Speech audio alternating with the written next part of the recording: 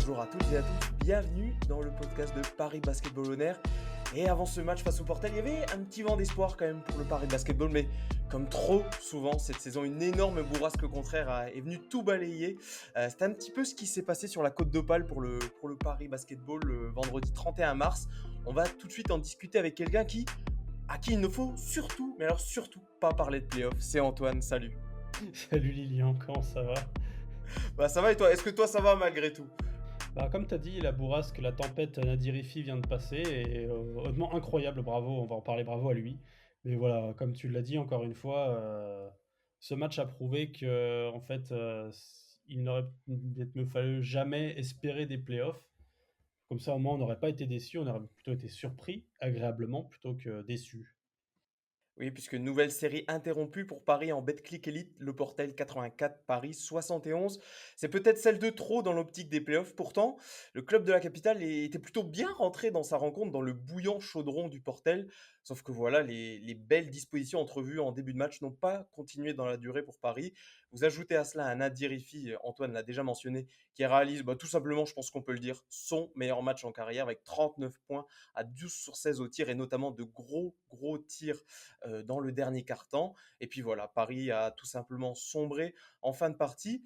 Antoine, alors on l'a peut-être déjà dit cette saison, je pense même que c'est sûr, on l'a dit pour d'autres rencontres, mais est-ce que ce match face au Portel, ce n'est pas une fois de plus un petit peu c'est le plus frais dans nos mémoires, mais bon, est-ce que c'est pas le reflet un petit peu de la saison du Paris Basketball? Je m'explique un petit peu. Une adresse à 3 points qui n'a pas été au rendez-vous pendant toute la partie, de trop nombreuses pertes de balles et un adversaire qui avait peut-être un poil plus envie de l'emporter ce vendredi. C'est ça, j'ai l'impression que la thématique est la même, tous les 3 podcasts ou tous les 3 matchs plutôt. C'est-à-dire, un peu d'espoir, tiens, play-off et au final, ben, redéfaite, après attention, face à une équipe qui avait extrêmement envie, aller jouer au Portel, c'est très compliqué. Mais au final, voilà, une équipe parisienne qui, ça manque pas de talent, il y a pas de souci là-dessus, le problème, c'est qu'on se rend compte que le talent, c'est le minimum, surtout quand le collectif n'est pas au rendez-vous et qu'au final, on continue, on se remet pas en question, on ne on ne travaille pas justement pour, être plus versatile offensivement notamment et qu'on s'obstine à toujours faire les mêmes choses du fait, voilà, que la réussite ne soit pas au rendez-vous et on en parlait en off, c'est pas le problème que l'adresse manque, on est dans un sport d'adresse, il y a des soirs où ça peut ne pas rentrer, c'est la vie, c'est le sport plutôt. C'est ce manque de remise en question, comme j'ai dit, ce manque d'envie voilà, on passe pas par la porte, on va essayer par la fenêtre, hein, dans ce sport-là. On voit que ça défend dur sur les extérieurs, enfin de plus en plus, peut-être passons autrement. Alternons notre jeu, enfin je parle au nom d'une équipe qui aurait eu envie de faire ça et ça n'a pas été le cas et c'est trop souvent le cas. Donc face à une équipe qui a beaucoup plus envie et qui a, voilà, un joueur, du niveau de Nadir Hifid de base, mais qui a élevé son niveau, encore une fois, ça c'est pas possible et derrière, ben, c'est la frustration qui parle aussi de se dire, dès qu'on a 2 victoires de suite, on commence à se dire, à rêver play-off, mais en fait, avant de rêver play-off, pensons déjà à être, à à continuer à être, à perdurer dans ce qu'on fait de bien avant de penser aux places, commençons pardon, déjà à regarder ce qu'on fait sur le terrain et c'était vraiment pas foufou dans sa globalité parce qu'il y a des bonnes choses aussi. Oui, parce que le début de match est plutôt bon. J'ai notamment envie de citer Gauthier Denis à 3 sur 3 à 3 points. On se disait même dans la conversation, dans notre conversation interne, que ça débutait plutôt bien pour Paris et que ça pouvait sentir bon. Mais après, ça s'est un petit peu délité et je suis d'accord avec toi dans le fait que peut-être le Portel s'est un petit peu plus adapté que Paris n'a su le faire justement. Le Portel avait peut-être un petit peu défendait un petit peu loin en début de match et après ils ont clairement resserrer la vis. Je pense que Eric Girard n'y est pas étranger. Et ils ont vraiment été beaucoup plus pressants sur le porteur de balle. Et on a vu que Paris, après, n'a pas réussi à s'adapter. Et c'est ça qui est un petit peu dommage après ce bon début de match de ne pas avoir su répondre aux adaptations du Portel. Je vais te faire une confidence, je prends des notes pendant le match, je prends des notes par carton et c'est vraiment ça, J'espère c'est bien que quand tu prends des notes au moins. oui, non, je dors et puis après je parle, non, non, au final, je prends note par carton donc voilà, comme tu l'as dit, le premier était vraiment qualité, le ballon tournait bien. La fin de premier carton est un petit peu plus compliquée, on sent que voilà, que le Portel, déjà se met à niveau en termes de défense et Paris a un peu de mal à rentrer certains tirs, mais ça, c'est le jeu, voilà, on va pas shooter à 100 jamais Et dans le deuxième quart-temps, au début du deuxième quart-temps, je note qu'il y a une vraie présence au rebond du côté parisien, ce qui peut éventuellement compenser les tirs ratés. Et je note ça et à la fin de mes notes, je les note vraiment à brut et après on fait une synthèse. Et à la fin de mes notes du Q2, il y a marqué, domination du Portel au rebond. C'est-à-dire que sur un quart-temps, Paris a commencé, à bien faire une chose qui et s'est totalement fait, rentrer dedans par une équipe, comme tu as dit, qui s'est adaptée et qui a monté son niveau de jeu. Là où Paris, justement, n'a pas réussi à changer un petit peu certaines choses, pour freiner cette équipe du Portel qui montait en puissance tout le temps. Et ça m'a vraiment marqué justement, cette capacité qu'a eu le Portel à vraiment reprendre le momentum et à ne jamais le lâcher, en fait, face à une équipe parisienne qui n'a vraiment jamais cherché à en changer justement. Alors moi aussi, j'ai pris des petites notes pendant ce match, et j'ai noté que notamment, je trouvais que alors on mentionne cette adresse qui était pas forcément au rendez-vous.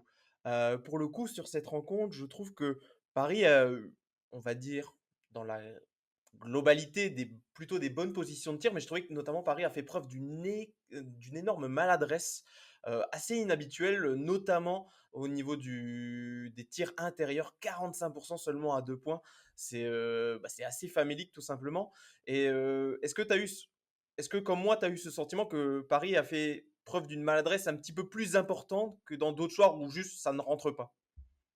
Oui, parce qu'il y a eu parfois ce sentiment que c'était forcé vraiment, qu'il y avait pas de solution ou qu'ils ne trouvaient pas ou qu'il y avait pas la recherche d'une solution. Vraiment, c'était, des isolations et une charge, pour obtenir une faute, qui était pas toujours le cas puisque c'était plutôt bien défendu du côté du Portel, donc les fautes étaient pas obtenues ou et du moins pas provoquées par les joueurs du Paris Basketball. Donc c'est vrai qu'au final, ça a, agrandi ce nombre de tentatives, ratées, plus le fait qu'il y ait eu beaucoup de batailles au rebond quand même pour reciter ça, avec la balle qui reste dans les airs et les intérieurs qui se battent pour la récupérer. Ces batailles-là, elles ont été assez, présentes ce soir et du coup, voilà, les Parisiens se sont obstinés, c'est-à-dire, dès que le ballon était récupéré, dès que le rebond était pris, à retenter une chance immédiatement plutôt que ressortir pour un peu avoir un panorama un petit peu plus large. Cette, cette volonté de vraiment s'acharner à l'intérieur, là où ça passait pas, parce qu'au final en face c'était vraiment, très sérieux. Donc ça montre, oui, un manque d'adresse et une opiniâtreté qui était beaucoup plus présente que d'habitude. Je sais pas si toi tu as aussi cette sensation-là? Ouais, ouais, non, je te rejoins et puis pour aller un petit peu plus loin dans ce manque d'adresse globale, il y a aussi et là, on l'a souvent mentionné cette saison, que Paris est une équipe qui shoot beaucoup à 3 points, mais qui n'a pas forcément la réussite qui va avec et c'est encore une fois le cas ce soir. Fin du premier quart-temps, Paris est à 5 sur 10 à 3 points, et sur les 3 quarts-temps restants, Paris est à 4 sur 24. Il y a quelques joueurs qui l'illustrent un petit peu malheureusement, notamment Tyrone Wallace qui lui, son adresse extérieure n'a jamais été au rendez-vous cette saison. Il termine à 0 sur 5 à 3 points ce soir. Juan Bégarin, seulement 2 sur 6. Chris Goulding, qui a eu notamment un gros match dans ce secteur-là, 1 sur 4 ce soir au Portel. Et c'est ce qui a fait, c'est également ce qui a fait défaut à Paris, quand dans le même temps, le Portel a un petit peu retrouvé un petit peu plus d'adresse dans ce secteur-là sans en abuser en terminant à 7 sur 20 à 3 points. Mais voilà, je le disais, ça c'est encore une des choses qui illustrent la saison de Paris, cette adresse à 3 points qui n'est pas là et qui a encore fait défaut ce soir. C'est vraiment, j'ai trouvé, je sais pas toi si tu auras cet avis-là ou nos auditeurs, l'auront aussi, ça rentrait vachement bien, à 3 points au début du match comme tu l'as dit, parce que le ballon tournait bien, que les positions s'y prêtaient. Pas que les positions s'y prêtaient, plus du tout dans la foulée du match, mais quand Paris a encore une fois misé sur ses individualités très talentueuses, mais individuelles, plutôt que sur son collectif, ce qui est vraiment un point noir, je trouve, cette saison. C'est ce manque de collectif qui est extrêmement dommage parce que cette équipe est quand même pleine de talent. Bah, ça rentrait plus du tout, quoi, parce que les tirs étaient peut-être pas les plus intelligents à prendre, les plus intéressants à tenter. Et au final, bah, tu tombes dans une spirale où tu te dis, mais en fait, chacun veut y aller de son tir. Et il y a plus cette volonté de jouer en équipe, parfois et c'est extrêmement frustrant quand on sait que cette équipe-là, quand elle joue en équipe, elle est capable de bien meilleures choses.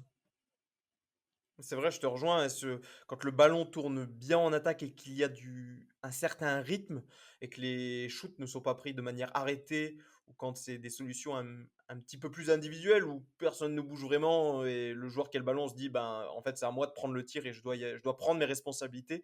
Bah, c'est là où ça marche, un petit peu moins.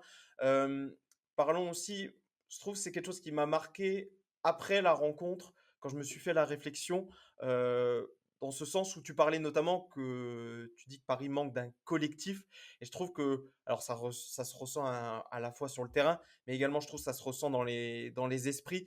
J'ai pas trouvé de leader vocal pour un petit peu essayer de comment dire? De remotiver l'équipe pour essayer de l'emporter ce soir au Portel et c'est un petit peu illustré par le fait que, Will Weaver à la fin du match perd ses nerfs et se fait éjecter de la rencontre.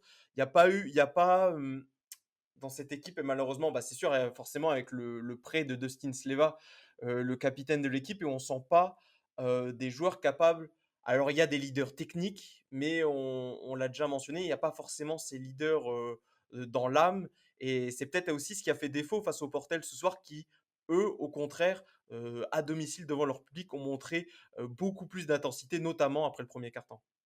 Totalement, totalement. C'est dans ces moments-là qu'on aimerait, qu'un joueur prenne vraiment le lead et booste ses joueurs. On pourrait attendre ça d'un Axel Toupane, de par son expérience et du fait que Will Weaver, semble avoir énormément confiance en lui, hein. Il en parle, pardon, comme d'un top, top joueur de notre championnat. Il en a le pédigré, mais au final, ça il a pas sonné la révolte.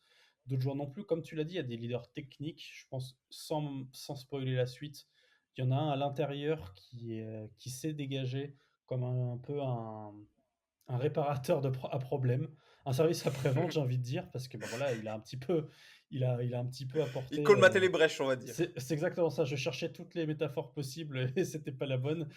Mais non, il y a pas ce leader vocal, enfin, ce soir-là, parce qu'après Gauthier Denis est un capitaine, émérite, vraiment très, très bon et pour le coup, ce soir-là, personne n'a vraiment dégagé ce sentiment enfin, limite de gueulard en quelque sorte pour, rebooster tout le monde, ce qui est pas du tout péjoratif. Il en faut et de chaque équipe, on a un ou doit en avoir besoin. Ce soir, on a vu une équipe totalement, livrée à elle-même, en fait, chaque joueur dans son coin. Après, encore une fois, c'est qu'un avis.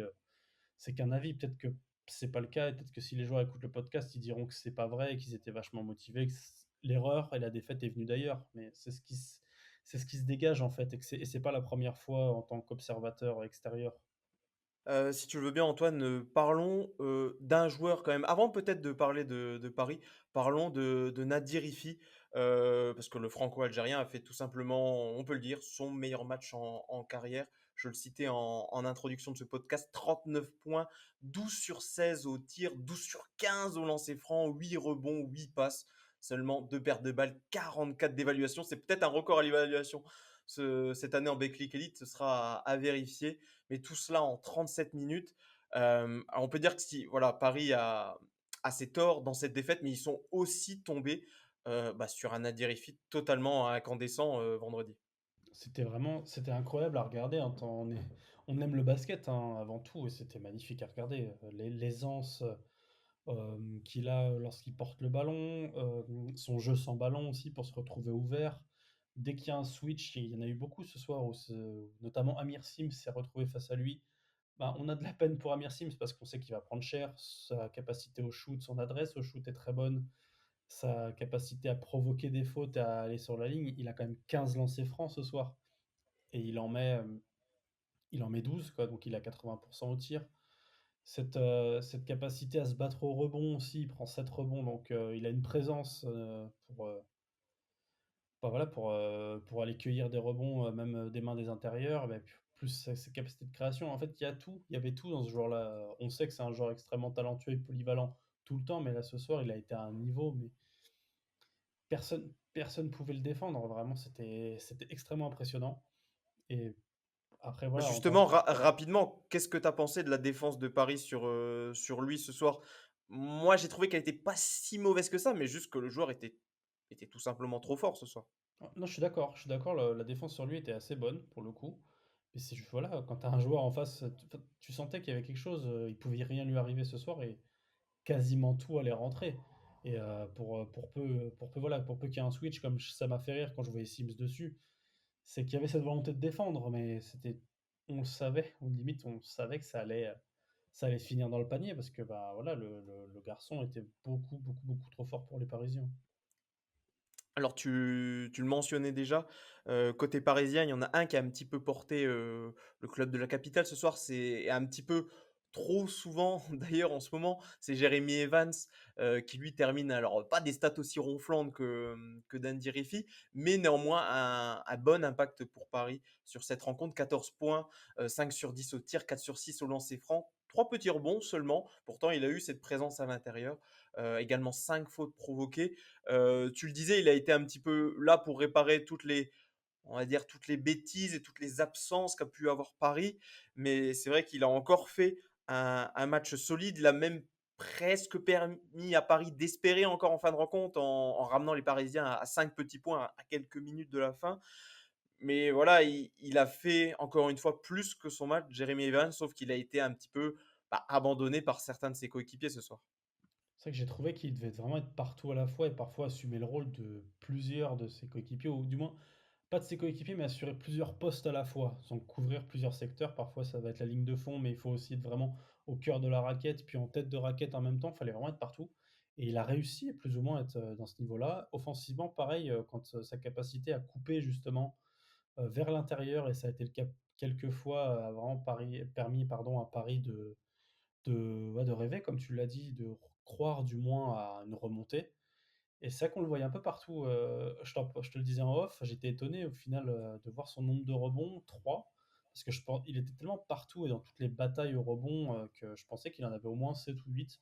Il en a 3, mais ce qui veut pas dire qu'il a perdu toutes les autres batailles, hein. Il s'est vraiment donné, pour le coup, et on est vraiment très content qu'il soit là, et heureusement que comme tu l'as dit, c'est pas la première fois que c'est lui qui permet justement à Paris de rester dans le match, ou qu'il apporte parfois en cas de victoire ce petit plus de confort, d'expérience, de tranquillité aussi parfois, quand le match va un peu dans tous les sens. Et puis voilà, c'est un bon scoreur aussi, hein. Ça permet d'espérer, comme tu as dit. C'est bien dommage qu'il était un peu seul ce soir, mais en tout cas, pour parler, on va dire en général, j'ai trouvé que c'était une bonne copie de sa part, parce que il a pas été extrêmement aidé. Oui, c'est clair et puis, il y a d'autres joueurs à l'intérieur qui ont pas forcément réussi à l'aider. Ismaël Kamagaté, un match, assez compliqué, même s'il a pas démérité, mais il a été assez maladroit. Il y a quelques pertes de balles fâcheuses et puis il a pas il s'est souvent fait marquer sur la truffe par Nadir Rifi qui arrivait à bien l'avoir et il termine à -29 en termes de plus-minus. Donc, vraiment un match très compliqué pour Ismaël et puis voilà, il a pas forcément aidé par ses extérieurs alors qu'ils ont essayé de le trouver à raison. Mais il n'a pas été aidé par leur scoring qui aurait pu encore un petit peu plus lui laisser de place éventuellement à l'intérieur.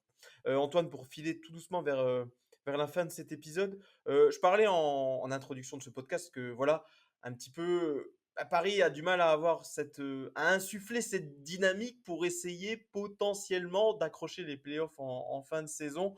L'histoire de Paris cette saison, c'est un petit peu des séries forcément. Celle de la fin d'année, du début d'année, nous avait fait beaucoup espérer. Ensuite, bon, forcément, il y a eu la blessure de Kyle Allman, il y avait eu une grosse série de défaites avant la trêve. Et là, Paris, depuis ce retour de trêve, a du mal justement, on le disait dans les derniers podcasts qu'il faudrait quasiment faire un parcours parfait pour accrocher les playoffs. Là, ça se complique sérieusement après cette défaite au Portel. Toi, clairement, tu nous l'as dit dans la conversation, tu m'as dit que tu allais avoir un petit coup de gueule ce soir. Donc vas-y, tu en as déjà pardon, un petit peu parlé. Donc vas-y, je te laisse un petit peu plus de place pour expliquer ton propos. C'est gentil. C'est vrai que j'en ai déjà beaucoup parlé, mais c'est aussi, voilà, c'est le message toujours envoyé par Paris, et l'image que peut dégager ce club, c'est-à-dire un groupe extrêmement talentueux, des individualités qui sont très fortes, très bonnes, mais au final, ce manque de collectif, ben, à la fin, c'est vraiment fatigant, parce que on ne croit plus aux séries de victoires. C'est-à-dire que dès qu'il y a 2 victoires, on va nous vendre, ça y est, c'est la route pour les playoffs, on y croit, on y croit. Au final, on sait qu'à un moment, ça au fond de nous, et on n'a pas envie d'être défaitiste. Le but, c'est quand même, enfin, Le but, c'est quand même de souhaiter une victoire, quand on suit, son équipe. Je parle même pour les supporters du Paris Basketball. Sauf que c'est extrêmement compliqué de croire en son équipe. Il y a même en fait, il y a un syndrome de l'imposteur qui s'est installé, je trouve, quasiment contre tout le monde. Et c'est pas du tout pour être, méprisant envers n'importe quelle équipe, parce que n'importe quelle équipe peut battre n'importe qui, on l'a vu cette année. Mais c'est qu'en fait, dans n'importe quelle situation, du fait que ce groupe soit talentueux, mais est d'une irrégularité folle et n'a jamais réussi, je trouve, à montrer comment elle voulait jouer au basket, hormis jouer vite et shooter, et encore quand ça rentre pas, ben, on fait plus rien, que je ne enfin là par contre ça va être plus personnel, je ne peux pas croire aux playoffs. C'est-à-dire que là, par exemple, on avait Le Portel et Fos-sur-Mer donc qui va arriver, et indirectement, et c'est un côté négatif, de ma part là-dessus, je l'avoue, un peu, vraiment négatif, c'est que je me disais: On ne va pas gagner les 2 parce que de ce que j'ai vu depuis le début de saison, je n'y crois pas. C'est-à-dire que maintenant la moindre série peut s'arrêter, ça c'est logique, mais n'importe quand, et c'est pas parce qu'on va affronter une équipe qui est, supposée être un petit peu moins talentueuse, bien qu'elle ait énormément, faut beaucoup de respect pour le Portel, qu'on va forcément gagner. C'est-à-dire qu'on va jouer vraiment n'importe qui, on va perdre. Et je reciterai toujours les mots du coach de Blois en début de saison. Il disait, cette équipe-là, elle a le talent pour battre n'importe qui en 1 contre 1, sauf que nous, on a joué au basket. Et c'est vraiment ça le problème, c'est que le manque de collectif de cette équipe fait que je ne peux pas aujourd'hui croire en playoff. Je n'y croyais pas avant le match, je n'y crois maintenant encore moins parce que ben ouais, c'est pas possible.